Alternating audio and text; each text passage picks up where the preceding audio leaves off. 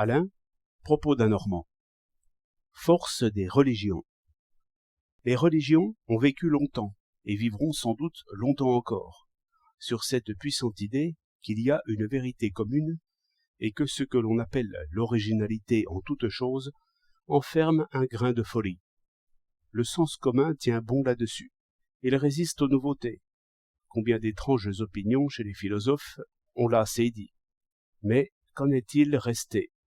Beaucoup d'idées robustes, assurément, mais toutes bien anciennes, et toujours pensées en commun chez les hommes, mais confusément. Ainsi, l'idée du droit. Que d'imprécations, que de malédictions, depuis qu'il y a des tyrans. Que d'enthousiasme, et quelles espérances. On allait chercher la justice de l'autre côté de la mort. Mais quelles fumées aussi. Quel mélange des passions et de la raison. Toujours des sophistes à la table des rois. Les mots eux-mêmes sont courtisans.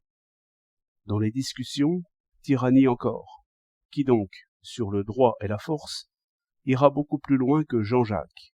Mais cet éclair du sens commun brille sur 2 pages.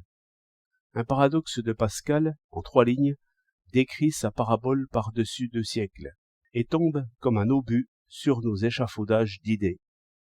Ne pouvant fortifier la justice, on a justifié la force afin que la paix fût, car elle est le souverain bien. Ainsi, l'amour devient fureur et tue ce qu'il aime. La pensée, trop souvent, éblouit et brûle, au lieu d'éclairer, et les génies tiennent quelques torches trop vives qui font la nuit encore plus noire.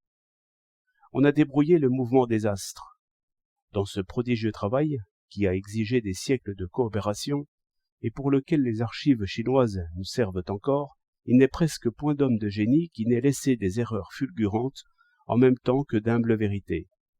Aujourd'hui, l'annuaire du bureau des longitudes est comme le bréviaire du sens commun. La mécanique, la physique, la chimie se font par des conciles et des excommunications, mais non sans paradoxe, sans vue précipitée.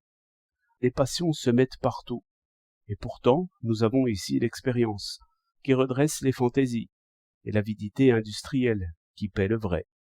Dès qu'il s'agit du droit, l'avidité paye le faux, et fait manquer l'expérience.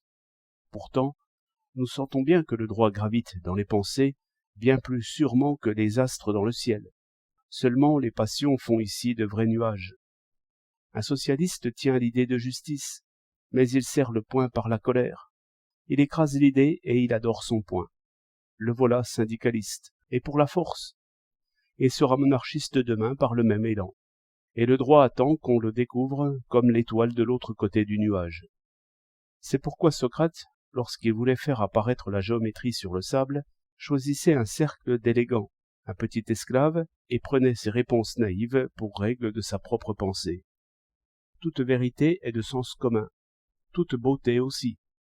Hugo a écrit pour tous, Beethoven a chanté pour tous. C'est l'écho humain qui grossit leur voix. Mais il faut sans doute être sourd à d'autres bruits pour bien entendre cet écho-là. 18 février 1912.